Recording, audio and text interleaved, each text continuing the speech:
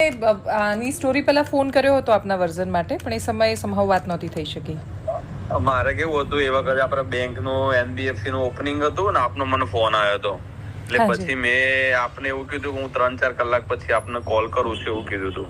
હા, યસ. એ વખતે આપે જે ફોન કર્યો હતો ને, મારો ઓફિસમાં જે નંબર હોય ને, એ નંબર થી કર્યો હતો. એટલે પછી એ તો ઓફિસમાં જ નંબર હતો મારો, અને વાત થઈ પછી તો હું નીકળી જ ગયો હતો. એટલે પછી હું કોલ બેક લેટરનો વિષય ના રહ્યો. ઓકે.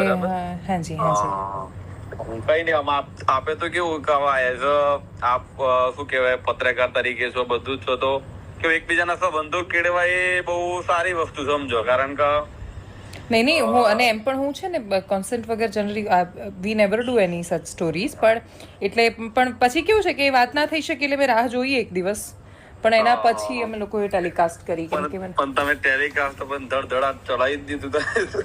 કોઈ FIR અરજી કશું જ નહીં, બંકાઈ જ માર્યું. આમાં કેવું થાય કે પબ્લિક તો આમાં કેવું તૂટી પડે. એટલે આવું મારા પેલું ગોર વખતે વિષય બન્યો હતો.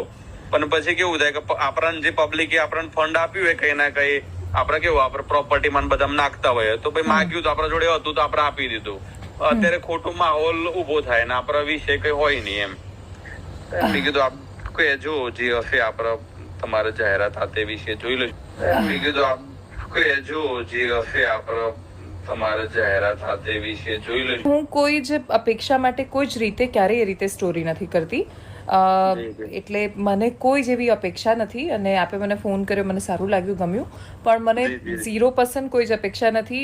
હું આજકાલના સમયમાં આવું કહેવું પડે છે એ દુઃખની વાત છે, પણ હું જેન્યુઅન જર્નલિસ્ટ છું. હું ખરેખર પત્રકાર છું. હું એક્સટોર્શન નથી કરતી, હું ખંડણી ઉઘરાવવા માટે સ્ટોરી નથી કરતી. આવું થઈ રહ્યું છે એ મને ખ્યાલ છે, અને એવું થઈ રહ્યું છે એટલે જ આપે મને ફોન કર્યો, એ પણ મને ખ્યાલ છે, પણ હું એવું નથી કરતી. હું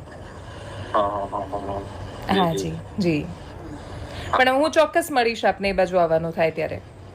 જી 100%. ના વાંધો નહીં, અમદાવાદ આવવાનું તો હું આપને મુલાકાત કરીશ. હા પ્લીઝ આવજો. હાજી આવજો. જી નમસ્તે. નમસ્તે.